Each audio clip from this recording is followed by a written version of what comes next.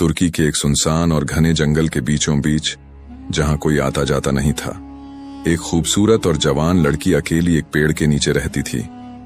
एक शाम जब लड़की पेड़ के नीचे घास पर बैठी थी, उसने देखा कि वहां से एक हकीम दरवेश गुजर रहा है। लड़की काफी अरसे से तन्हा थी और अब उसका सब्र जवाब दे चुका था। हकीम को देखते ही लड़की ने अपनी सलवार के पेंचों को थोड़ा ऊपर किया और झूठ मूठ का नाटक करते हुए जोर जोर से आवाज लगाई, बचाओ बचाओ। हकीम दरवेश भागता हुआ उस लड़की के पास आया और कहा, क्या हुआ तुम्हें? लड़की बेताबी से हकीम की तरफ देखती रही और फिर बोली, जरा देखो, मेरे पांव में बहुत दर्द हो रहा है। हकीम, दरवेश बोला, मैं एक हकीम ही हूं, तुम परेशान मत हो, अभी देखता हूं। और जैसे ही हकीम दरवेश ने लड़की के पांव को छुआ, लड़की को एक अजीब सा सुकून मिला। वह हकीम के चेहरे की तरफ देखती रही जैसे वह कुछ और ही चाहती हो। हकीम दरवेश ने थोड़ी देर उसके पांव दबाए और फिर कहा, तुम्हारा पैर तो बिल्कुल ठीक है, कोई मसला नहीं है। लड़की ने कहा, हाँ, वह तो मुझे भी पता है, मैंने तुम्हें अपने पास बुलाने के लिए यह झूठ बोला था। हकीम दरवेश ने कहा, लेकिन क्यों? लड़की ने कहा, मैं एक जवान लड़की हूं और काफी अरसे से अकेली हूं, मुझसे अब और सब्र नहीं होता, तुम यहां मेरे साथ रात गुजार लो। हकीम दरवेश जैसे ही गुस्से में वहां से उठकर जाने लगा, लड़की हकीम की तरफ बढ़ी और उसका हाथ पकड़ लिया। नहीं, मैं तुम्हें अब ऐसे ही नहीं जाने दूंगी, मैं बहुत वक्त से इंतजार कर रही हूं, तुम्हें मेरे साथ रुकना ही होगा। हकीम दरवेश को समझ नहीं आया कि एक जवान लड़की मुझ बूढ़े के साथ क्या करना चाहती है, लेकिन जैसे ही हकीम दरवेश ने लड़की के चेहरे की तरफ देखा तो लड़की को देखकर उसे एक अजीब सा सुकून मिला। वो लड़की की तरफ खींचा चला आया और उसको करीब आकर देखने लगा, लेकिन नजर कमजोर होने की वजह से उसे लड़की का चेहरा वाजह दिखाई नहीं दिया। लड़की ने पूछा, क्या देख रहे हो ऐसे? हकीम दरवेश ने कहा, तुम्हारा चेहरा मुझे ठीक से दिखाई नहीं दे रहा, लेकिन तुम्हारे पास आने से मुझे एक अपनायत सी महसूस हो रही है। लड़की के चेहरे पर थोड़ी सी खुशी आ गई, जैसे वह अपने मकसद में कामयाब हो रही हो। बातें करते करते अब उस घने जंगल में रात हो चुकी थी, अंधेरा छा गया था। लड़की ने हकीम दरवेश से कहा, अब मेरे पास रुक रहे हो ना? हकीम दरवेश थोड़ी देर खामोश रहा और फिर बोला, अब इस अंधेरे जंगल में रात के वक्त मैं कहां जाऊंगा, रात ही गुजार लेता हूं। लड़की दिल ही दिल में मुस्कुराई, जैसे उसके तीर सही निशाने पर लग रहे हों। लड़की और हकीम वहीं घने जंगल में पेड़ के नीचे घास पर बैठ गए। लड़की ने हकीम से कहा, मैं यहीं घास पर सोती हूं, क्या तुम भी सो जाओगे? हकीम दरवेश बोला, तुम जहां जगह दोगी मैं सो जाऊंगा। लड़की के चेहरे पर थोड़ा सुकून आया और उसने हकीम दरवेश से कहा, हम दोनों यहीं घास पर सो जाते हैं। लड़की और दरवेश दोनों पेड़ के नीचे घास पर लेट गए। हकीम की आंख लग गई और वह सो गया, लेकिन लड़की न सो पाई। वो हकीम दरवेश की तरफ प्यार भरी निगाहों से देखती रही। फिर लड़की ने आपसे खुद से कहा, यह ऐसे नहीं मानेंगे, इनका दिल आहिस्ता आहिस्ता करके बहलाना होगा, सुबह इन्हें जाने नहीं दूंगी, किसी भी तरह करके इनको रोकना होगा। सुबह हुई और हकीम दरवेश जैसे ही उठ के जाने लगा, लड़की भी उठी और उसके करीब आकर बोली, कहां जा रहे हो? तुम रुक जाओ मेरे पास, मेरे चेहरे को देखो, क्या तुम्हें कुछ नहीं दिखाई देता इसमें? हकीम दरवेश ने लड़की के चेहरे की तरफ देखा तो जैसे उसके वजूद में कोई दस्तक हुई, लेकिन वही नजर की कमजोरी, उसे ठीक से लड़की का चेहरा दिखाई नहीं दिया। हकीम दरवेश ने लड़की से कहा, मैं निकलने लगा हूं, मुझे काम है। जब लड़की को लगा कि अब हकीम उसकी बातों में नहीं आने वाला तो उसने कहा, अच्छा 1 मिनट रुको, मैं अभी आती हूं, आप यहां से हिलना मत। फिर लड़की तेजी से जंगल की तरफ दौड़ी और एक आम के पेड़ के नीचे जाकर खड़ी हो गई। उसने पेड़ से 2 आम तोड़े और फिर एक जोरदार चीख मारी, और वही पेड़ के नीचे आंखें बंद करके लेट गई। हकीम दरवेश ने जैसे ही लड़की की चीख सुनी, वह फौरन उसकी तरफ भागा। पेड़ के पास पहुंचा तो देखा कि लड़की जमीन पर बेहोश पड़ी है। दरवेश उसके पास आकर बैठ गया। हकीम दरवेश ने लड़की को हिलाया, मगर लड़की झूठ मूठ का नाटक करते हुए आंखें बंद की पड़ी रही। फिर हकीम लड़की के करीब आया और उसका हाथ पकड़कर उसे रगड़ा। लेकिन लड़की ने अब भी अपनी आंखें ना खोली और दिल ही दिल में खुश होती रही। हकीम दरवेश जल्दी से दौड़ा और एक नदी से अपने हाथ में थोड़ा सा पानी लिया और वह लाकर लड़की के चेहरे पर छिड़का। लड़की को जब लगा कि अब इससे ज्यादा नाटक नहीं किया जा सकता, तो उसने आहिस्ता आहिस्ता अपनी आंखें खोली, जैसे वाकई बेहोश थीं। हकीम दरवेश लड़की के चेहरे को देखता रहा, जैसे वह उसे कुछ बताना चाहता हो, लेकिन वही कम भी ना आई। इससे पहले कि हकीम दरवेश लड़की से पूछता कि तुम्हारे साथ यह सब क्या हुआ, लड़की उठी और उस हकीम दरवेश के गले से लग गई। हकीम दरवेश ने उसे पीछे हटाना चाहा, लेकिन वह उसे हटा ना पाया। दरवेश को उस लड़की से एक अपनानियत सी महसूस हुई। हकीम एकदम पीछे हुआ। यह सब क्या है और तुम बेहोश कैसे हो गई थी? लड़की बोली, मैं तुम्हारे लिए आम तोड़ने के लिए आई थी और यहां गिर गई और बेहोश हो गई। हकीम दरवेश ने कहा, अच्छा, मुझे अब इजाजत दो, मैं चलता हूं। लड़की परेशान हुई और दरवेश के करीब आकर बोली, आप अपनी आंखों से तो मुझे वाजे नहीं देख सकते, लेकिन क्या मुझे महसूस भी नहीं कर सकते? हकीम दरवेश बोला, पता नहीं क्यों जब मैं तुम्हारे करीब आता हूं तो तुमसे एक अपनाइयत सी महसूस होती है। लड़की थोड़ी सी मुस्कुराई। उसने पेड़ से तोड़े हुए आम अपने साथ और हकीम बुजुर्ग को लेकर उसी पेड़ के नीचे आ गई जहां वह रहती थी। लड़की और हकीम ने पेड़ के नीचे बैठकर एक एक आम खाया। अब शाम हो चुकी थी। दोनों उसी पेड़ के नीचे घास पर बैठे थे। फिर लड़की ने अचानक हकीम दरवेश से कहा, अपनी टांगे सीधी करो। हकीम दरवेश ने हैरानी से पूछा, क्यों? लड़की बोली, को तो।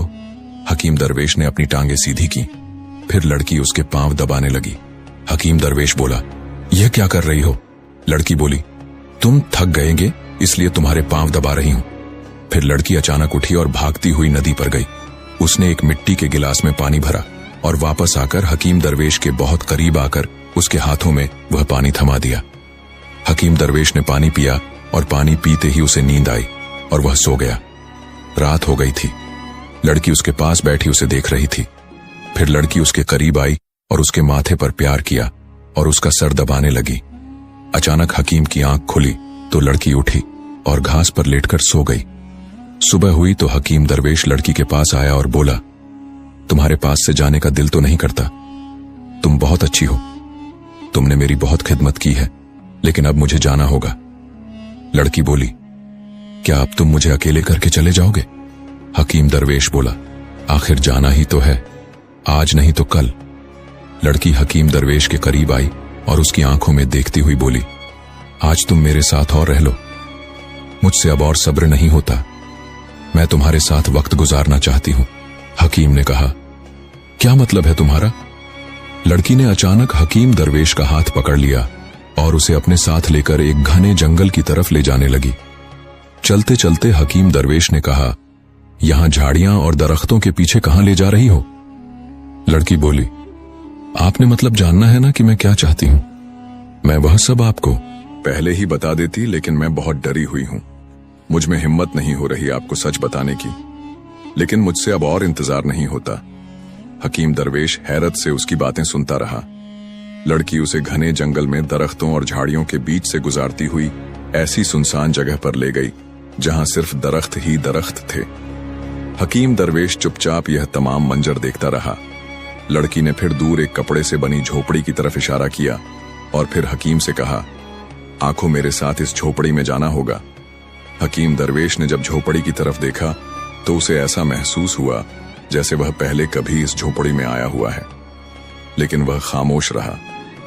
हकीम दरवेश ने लड़की से कहा, मुझे इस वीरान जगह पर और इस झोपड़ी के पास क्यों ले आई हो?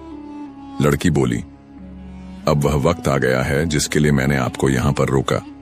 मैं अब आपको अपने से दूर नहीं होने दूंगी। हकीम दरवेश बोला, ये कैसी बातें कर रही हो तुम, और इस झोपड़ी में चलने का क्यों कह रही हो? लड़की ने कहा, आप मेरे साथ झोपड़ी में आओ, वो तो वहीं जाकर पता चलेगा।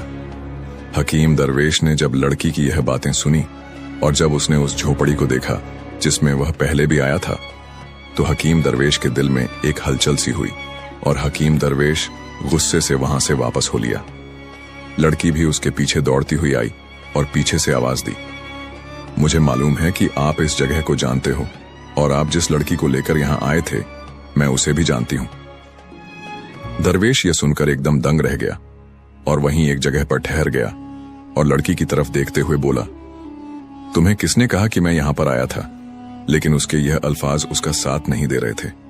लड़की फिर उसके करीब आई और बोली, मेरा मकसद आपको गुस्सा दिलाना नहीं है, मैं आपसे दूर नहीं आपके करीब आना चाहती हूँ। हकीम दरवेश एक बार फिर से चलने लगा और लड़की उसके साथ साथ चलने लगी। फिर ये दोनों उसी पेड़ के नीचे पहुंच गए जहां पर ये पहले रह रहे थे। रात हो चुकी थी और अंधेरा काफी छा गया था। यकीनन दरवेश ने लड़की से कहा, अच्छा अब मैं निकलता हूं, मैं मजीद यहां नहीं रुक सकता। लड़की हकीम के करीब आई और उसका हाथ पकड़ के कहा, इतनी रात में इस वीरान जंगल में आप कहां जाओगे? इतना ज्यादा अंधेरा है। हकीम दरवेश ने लड़की से कहा, पता नहीं तुम्हारे क्या इरादे हैं, लेकिन तुम्हारी बातों और तुम्हारे वजूद से मुझे एक अपनापन महसूस होता है। लड़की के चेहरे पर थोड़ी सी राहत आई और उसने कहा, मैं आपके लिए हर कुछ कर सकती हूं, बस आप मुझसे राजी हो जाएं। हकीम दरवेश ने कहा, अच्छा ठीक है, मैं आज रात यहीं रुक जाता हूं। हकीम उसी पेड़ के नीचे घास पर लेट गए। कुछ देर बाद हकीम की आंख लग गई और वह सो गया।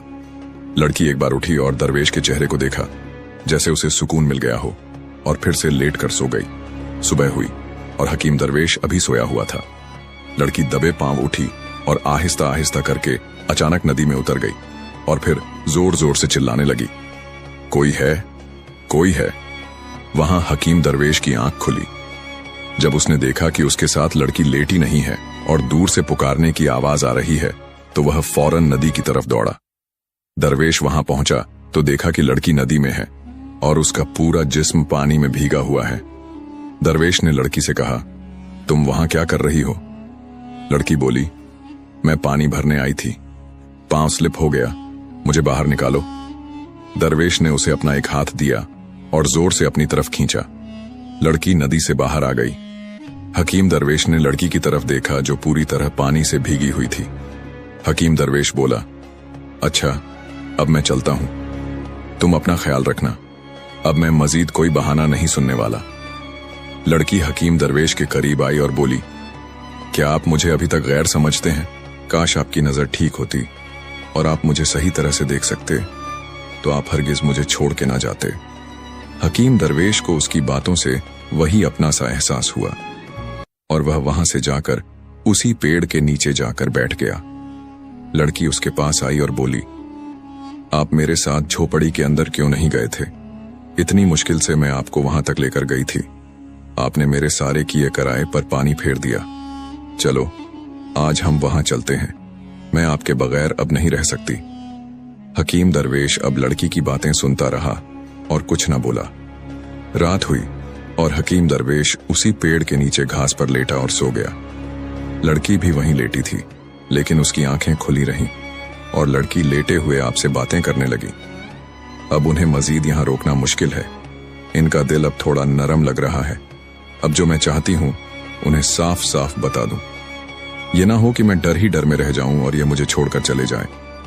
कल इन्हें झोपड़ी के पास लेकर जाना होगा, वहीं जाकर मेरा काम होगा। हो सकता है वहां जाकर इनका दिल पिघल जाए। यही सोचते सचते वह सो गई। सुबह हुई। हकीम दरवेश और लड़की दोनों उठ गए। हकीम एक बार फिर से जंगल से जाने लगा कि लड़की उसके पास आई और बोली, आप मेरे साथ बस एक बार उस झोपड़ी में चलें, जहां से पहले आप झोपड़ी के बाहर से ही वापस आ गए थे। आप जहां जाना चाहें जा सकते हैं, मैं आपको मना नहीं करूंगी। हकीम दरवेश ने कहा, क्यों? क्या है ऐसा उस झोपड़ी में? तुम मुझे उस झोपड़ी में ले जाने पर क्यों वाजिद हो? लड़की ने कहा, मैं वह बात आपसे यहां नहीं कर सकती। मुझे यहां डर है कि आप मेरी हकीकत जानने के बाद मुझे कबूल करेंगे या नहीं। हकीम दरवेश कुछ कहता उससे पहले लड़की उसे लेकर उसी घने जंगल की तरफ चल पड़ी जहां वो कपड़े की बनी झोपड़ी थी। उन्हीं दरख्तों और झाड़ियों से गुजरते हुए दरवेश और लड़की उस झोपड़ी के पास पहुंच गए। लड़की ने हकीम दरवेश का हाथ पकड़ा और उसे झोपड़ी के अंदर ले गई। हकीम दरवेश हैरान था कि यह सब क्या हो रहा है। झोपड़ी के अंदर जाते ही लड़की हकीम दरवेश के गले लगकर जोर से रोने लगी। हकीम दरवेश ने लड़की को पीछे धक्का दिया और गुस्से से झोपड़ी से बाहर निकल गया। लड़की फिर भागती हुई आई और उसके कदमों में गिर पड़ी। एक पल के लिए हकीम दरवेश को उसकी बातों में कोई मानूस सी बाज़गश्त सुनाई दी, जैसे दिल के किसी पुराने दरवाजे पर दस्तक हो, लेकिन फिर भी उसने खुद को संभाला। लड़की को साइड पर किया और जाने लगा। लड़की उसके सामने आ खड़ी हुई और उसका हाथ पकड़ लिया। मेरे साथ चलिए, सिर्फ एक बार। वो उसे लेकर झोपड़ी के सामने एक ऊंचे मिट्टी के टीले पर चढ़ गई। टीले पर पहुंचकर लड़की ने रुककर कहा, अब क्या यह जगह भी आपको याद नहीं? हकीम दरवेश ने उस मुकाम को गौर से देखा। एक पल को जैसे वक्त पीछे पलट गया। कोई पुराना लम्हा, कोई भूली बिसरी याद आंखों के सामने आ गई। लेकिन उसने फौरन बात का रुख मोड़ते हुए कहा, नहीं, ये कौन सी जगह है और तुम मुझे यहां क्यों लाई हो? लड़की खामोशी से उसके करीब आई और धीरे से बोली, कुछ बरस पहले जब आप एक लड़की को झोपड़ी के अंदर लाए थे, तभी आप इसी मिट्टी के टीले पर भी उसे लेकर आए थे। ये सुनकर हकीम दरवेश चौंक गया। उसका दिल जोर से धड़कने लगा। वह सोच में पड़ गया। ये लड़की ये सब कैसे जानती है?